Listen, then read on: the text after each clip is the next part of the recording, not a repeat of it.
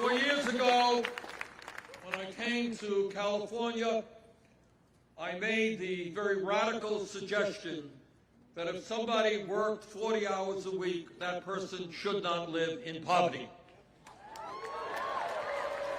And I made the point that all over this country, we had people working for starvation wages, $8, $9, $10 an hour. And I made the point that we must raise the federal minimum wage to a living wage, at least $15 an hour.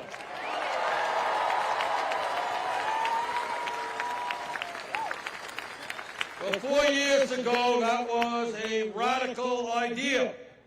But because of very courageous working people, the fight for 15 people in the fast food industry who stood up, and they went before the American people, and they said, we cannot make it on $9, $10, $11 an hour. We can't feed our families. We can't pay the rent. And then consciousness in this country began to change. And here in California and all over this country, we see state after state raising that minimum wage to $15 an hour. And 2 weeks ago, the United States House of Representatives voted to raise the federal minimum wage to $15 an hour.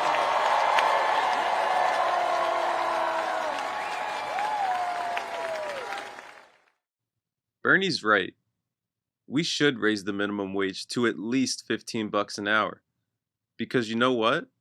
If the minimum wage had kept up with the increase in American productivity, the minimum wage would be much, much higher than it is today. But since it hasn't, a lot of people are really struggling, and it isn't right. The wealthy are hoarding all of the country's new wealth for themselves, even though the middle and working class of this country undoubtedly played an enormous role in creating the new said wealth.